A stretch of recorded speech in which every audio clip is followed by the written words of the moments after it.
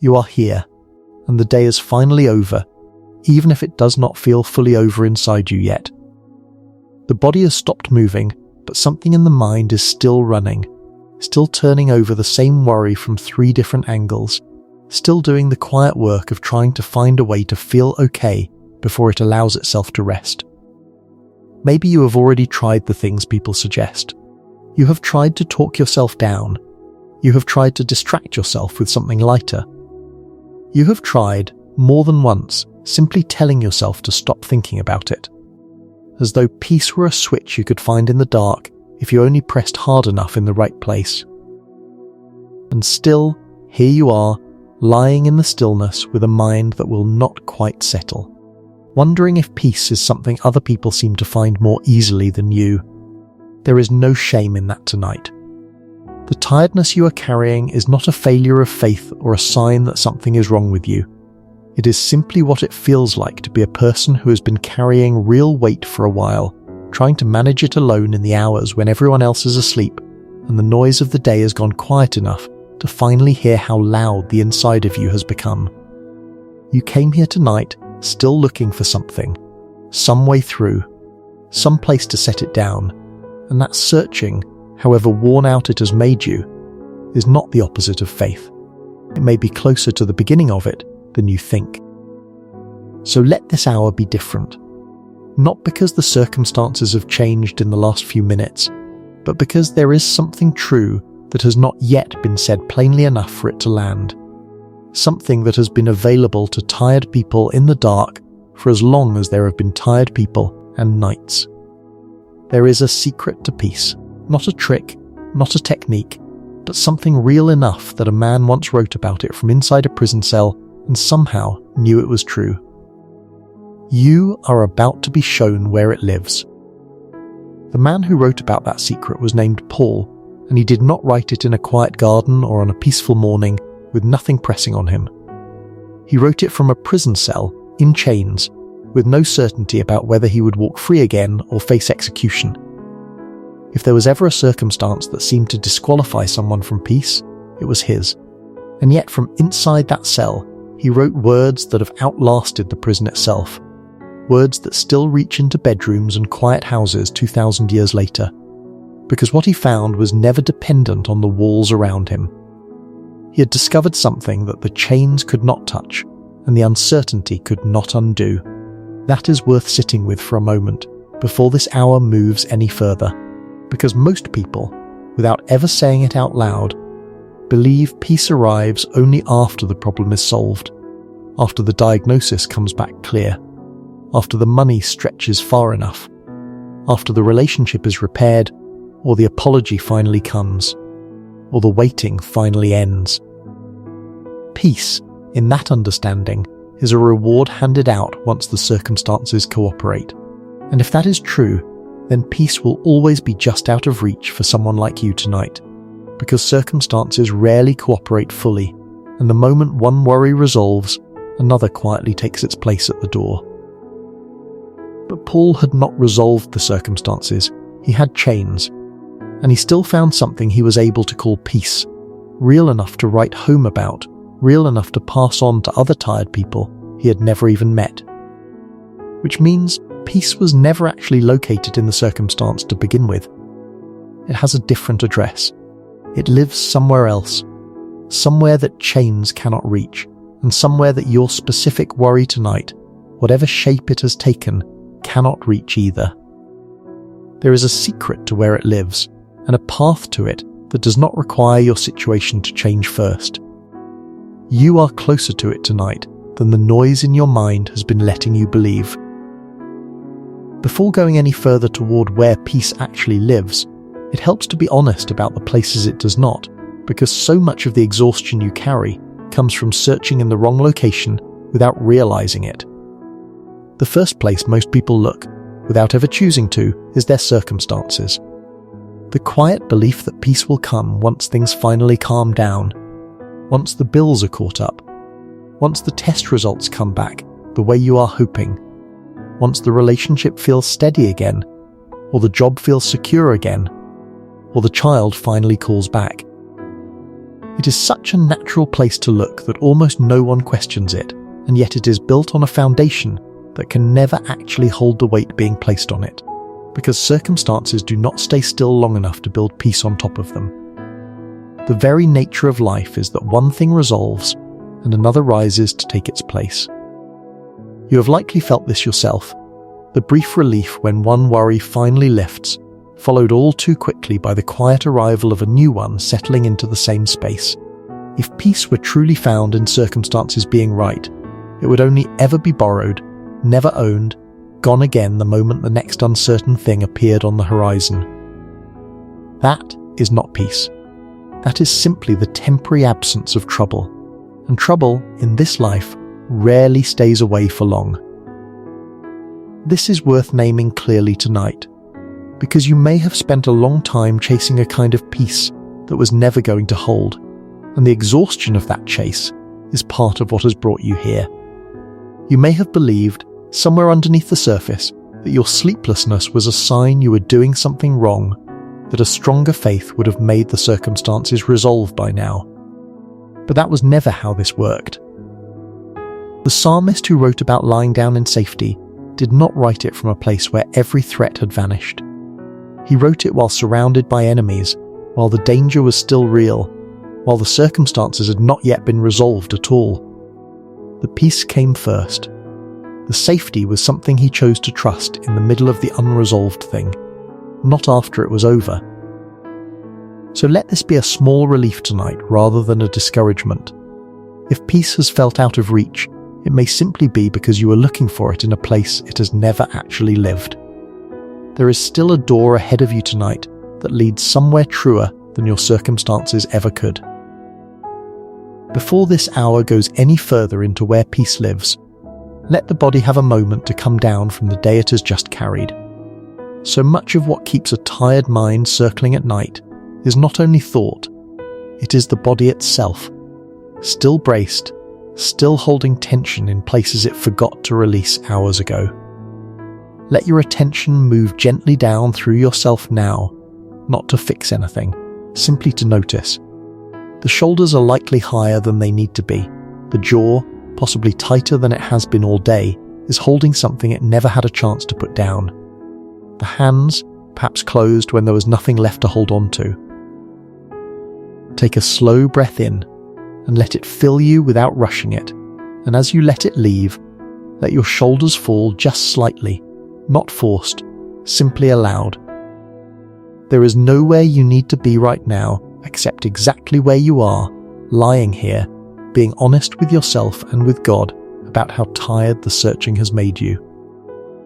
You do not have to hold yourself upright in this moment. You do not have to keep solving anything for the next few breaths. Let the mattress hold the full weight of you. Let the pillow do what it was made to do. You can set down, just for now, the part of you that has been working so hard to manage everything alone. Breathe in again, slowly, and notice that the air does not require effort from you. It simply comes when you allow it to. There is something quietly true in that small fact tonight. Peace, the real kind, the kind that is coming into focus a little more with each block of this prayer, also does not arrive through effort. It does not come because you finally gripped tightly enough, or believed forcefully enough, or solved enough of what has been worrying you. It comes the way this breath comes, freely, when the body and the mind finally stop bracing long enough to receive it. Let your jaw soften now. Let your hands open where they rest. You are not being asked to fix anything in this moment. You are simply being asked to be still long enough to find out that stillness is allowed.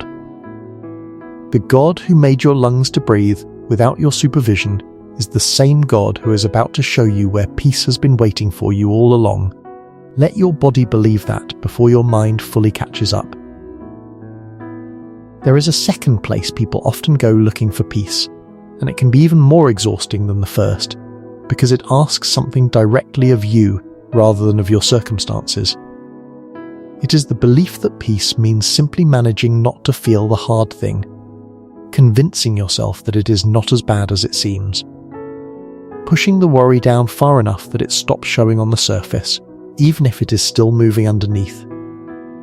You may have practiced this for years without ever naming it, telling yourself to calm down, to stop overthinking, to just not let it bother you, as though peace were something you could manufacture through sheer force of will if only you tried hard enough to feel differently than you actually feel.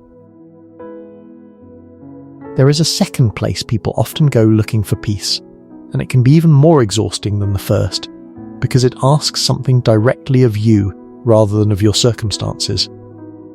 It is the belief that peace means simply managing not to feel the hard thing, convincing yourself that it is not as bad as it seems, pushing the worry down far enough that it stops showing on the surface, even if it is still moving underneath.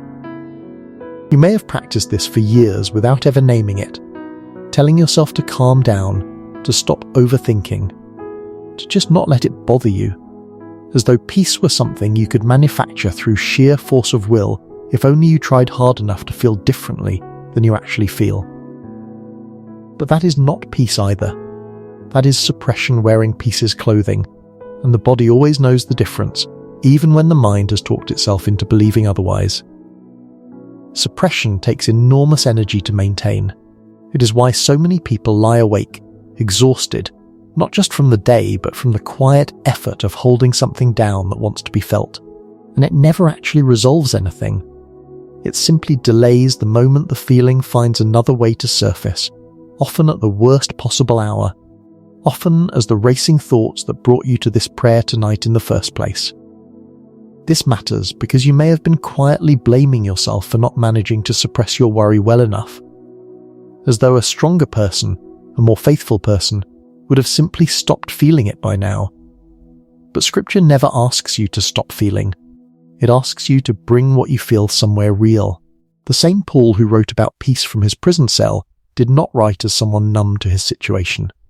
He was honest about hardship throughout his letters, honest about being pressed and afflicted and unsure, and peace still met him in the middle of all of it. Peace was never the absence of feeling. It was something that arrived alongside the feeling, not instead of it. So if you have been carrying the quiet exhaustion of trying to feel less than you actually feel, you can let that effort go tonight. You are not required to perform calm to be loved or to be heard. What you are feeling can be brought honestly into the next part of this hour, exactly as it is, with nothing softened and nothing hidden, because what is about to be shown to you was never meant for people who already had it together. Here then is the secret, the one Paul wrote from his cell, the one that has been waiting underneath this whole hour for the moment it could finally be said plainly. Do not be anxious about anything, he wrote, but in everything, by prayer and petition, with thanksgiving, present your requests to God. That is the whole of it. Not a method for thinking positively, not a technique for emptying the mind, a simple and almost startling instruction to bring the actual anxious thing, by name, into the presence of God, and to do it with thanksgiving woven through it rather than waiting for thanksgiving to arrive after the worry is resolved. Notice what comes next, because this is the part that tends to get missed in the rush to feel better.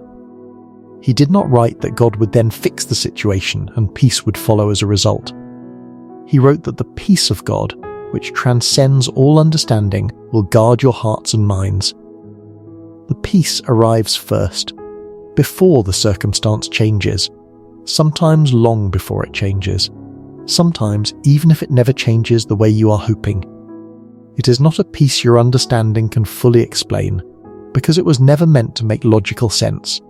It was meant to be received in the exact moment the circumstance still looks the same as it did an hour ago. This is the secret. Peace is not the absence of the problem. Peace is what is given the moment you stop carrying the problem alone and hand it, honestly and by name, into hands stronger than yours. It is less something you find through searching and more something you receive through surrendering, which is why it has felt out of reach to a mind that has been trying to think its way into calm. You cannot think your way into peace. You can only release your way into it, opening your hands around the very thing you have been gripping and letting God hold what you were never strong enough to hold alone. This is why a man in chains could write about peace with such confidence. He was not waiting for the chains to come off. He had already brought the chains by name into the presence of God, with thanksgiving even in the middle of them, and the peace had already come to guard him before the prison door ever opened. The same exchange is available to you tonight, in this room, in this exact unresolved moment. There is a second piece to this secret, one that the prophet Isaiah carried long before Paul ever wrote his letter, and it answers the question that may already be forming in you. If peace comes through bringing the worry to God with thanksgiving, then what happens an hour later when the mind drifts back to circling the same thought it had supposedly released? Isaiah wrote it plainly. You will keep him in perfect peace whose mind is stayed on you. The peace is not a single transaction completed once and then finished forever. It is sustained by where the mind keeps returning, again and again, especially in the hours when nothing else is demanding its attention. This is not a call to never think of your worry again. That would be its own kind of striving, another impossible standard to fail at quietly in the dark. It is gentler than that. It is simply the practice of noticing when the mind has wandered back into circling, and instead of following it there, gently bringing it back to him. Not fighting the thought, not arguing with it, just turning attention, the way you might turn toward a familiar voice in a crowded room, back to the one who already has the matter in his hands. Each time you do this, the mind is being stayed a little more steadily on him, and the peace that was given in that first honest prayer is being kept hour by hour, rather than lost the moment a stray thought returns. This is what it can look like tonight, right now, as you lie here. When the worry surfaces again, and it likely will, you do not need to be alarmed or discouraged by its return. You can simply notice it, and without judgment turn your attention back toward him. He is here. He already has what you brought him a few minutes ago. The thought returning does not mean the peace left.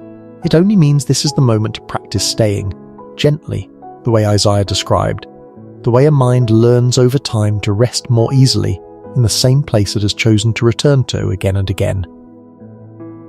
You are not failing at peace if your mind wanders tonight. You are simply being given another small chance to turn back toward the one who has already promised to keep you. Now that the secret has been said plainly, it is worth bringing it close to whatever specific thing has kept you from settling tonight, because peace was never meant to stay general or theoretical. It was meant to meet the actual shape of what you are carrying. For some of you in this room tonight, it is the mind that will not stop racing, moving from one unfinished thought to the next, rehearsing conversations that have not happened yet, and replaying ones that already did, exhausted by its own refusal to be still even now, even here, even after everything that has already been said tonight. For others, it is grief, the particular kind of unrest that comes from missing someone or something that is not coming back the way it used to be. A quiet ache that does not always announce itself loudly, but sits underneath everything else, making even ordinary nights feel heavier than they should. For others, it is the weight of money. The math that does not work no matter how many times it gets run, the bills that arrive faster than the answers do. The quiet fear of what happens if the gap does not close in time. For others, it is a more formless dread. Nothing you could fully explain if someone asked, just a low and persistent unease that has been sitting in the chest for longer than you can clearly trace back to its beginning. He knows which one is yours tonight. He has known it before you ever brought it into this room, and he is not waiting for you to phrase it perfectly or explain it fully before he is willing to receive it. The invitation tonight is the same for every version of what you are carrying. Bring it to him by name, in your own words, however simple or however messy those words turn out to be, and let it be received with the same thanksgiving Paul wrote about, not because everything is resolved, but because he is trustworthy even in the middle of what is not yet resolved. Whatever it is, you do not have to carry it alone for one more hour. The exchange that has been described tonight is available to you in this exact moment, exactly as you are. Father, we come to you tonight carrying what we have not always known how to put down. We have tried, in our own ways, to find peace through managing our circumstances, through pushing our feelings into silence, through sheer effort and sleepless strategizing, and we are tired in the particular way that comes from searching for something in all the wrong places. Tonight we want to do what your word has shown us instead. We want to bring it to you honestly, by name, and trust you with what we cannot resolve on our own. So we bring the racing mind, the one that will not stop turning over the same worry from every angle, looking for a way through that it has not yet been able to find. We bring the grief, the ache for someone or something that is no longer here in the way it used to be, the heaviness that sits quietly underneath the ordinary hours of our days. We bring the weight of provision, the bills, the math and the fear of what happens if the gap does not close in time. We bring the formless dread too, the unease we cannot always explain, trusting that you do not need our explanation to receive it. We release our grip on all of it tonight, not because we no longer care about the outcome, but because we believe what your word has told us, that the peace you give does not wait for the outcome to arrive first. We choose to thank you even now, in the middle of what is unresolved, not as a performance, but as the honest posture of people who trust you more than they trust their own understanding of how this should go. Guard our hearts tonight. Guard our minds. Let the peace that surpasses what we can explain stand watch over us while we sleep, the way you have promised it would. And when our minds wander back to the worry, as they likely will before morning, gently turn our attention back to you. Keep us, Lord, the way Isaiah said you would, in perfect peace, because our minds are staying on you. In Jesus' name, Amen. There is one more layer to this secret worth resting in before sleep finally takes you, and it is the gentlest part of all. Peace in the end is not only a gift God gives, it is something He is.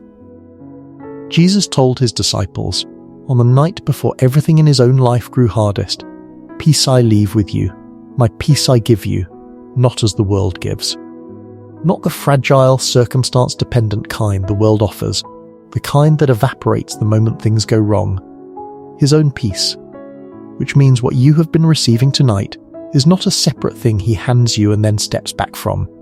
It is Himself, drawing close, staying close, here in the room with you right now.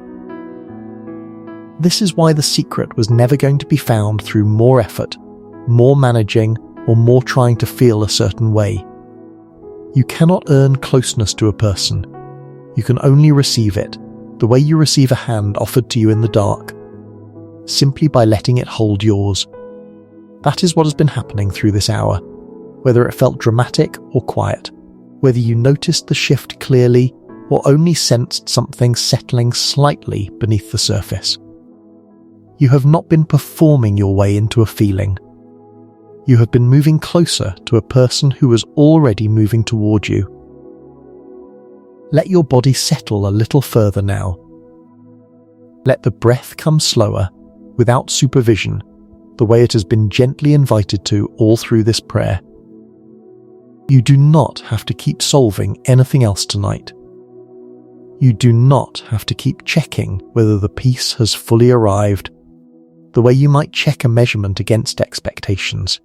It is enough to know that He is here, and that His presence is the peace, and that nothing you brought Him tonight was too heavy or too messy or too unresolved for Him to hold gently while you rest. You are not alone with what you carried in tonight. You never were. And the one who is with you now does not grow tired the way you do, does not need to sleep the way you are about to, and will still be holding what you handed Him long after your eyes have finally closed. You can let go now of whatever part of you has still been holding watch tonight, the part that has been keeping one eye open, almost out of habit, scanning for whatever might still need managing before sleep is allowed to come fully. There is nothing left here that requires that kind of vigilance from you. The secret has been given. The exchange has been made. What was anxious has been named and released, and what cannot yet be understood has been handed to the one whose peace was never dependent on understanding in the first place. Let your breathing slow even further now, finding its own quiet rhythm, the rhythm it knew how to find long before you ever had to think about it. Let your shoulders rest fully into whatever is beneath you. Let your hands stay open, the way they have been learning to all through this hour, no longer needing to grip the worry that has finally found a safer place to be held than your own tired hands. You have done what was asked of you tonight. You brought it honestly. You did not have to bring it perfectly. The God who kept Paul in his cell, who kept Israel through the hardest seasons of their waiting, who keeps the mind that simply chooses to stay turned toward him, is keeping you now, in this room, in this exact moment, as your eyes grow heavier and the noise of the day finally fades into something softer. He neither slumbers nor sleeps. The watch does not pass to you when his peace is what has been guarding you all along. You are free, completely free, to close your eyes and let sleep come. Whatever tomorrow holds, it can wait until tomorrow.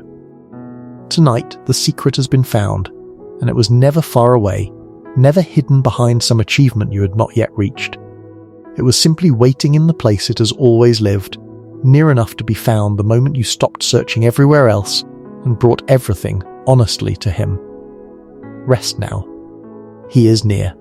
He has you, and he is not going anywhere before morning comes.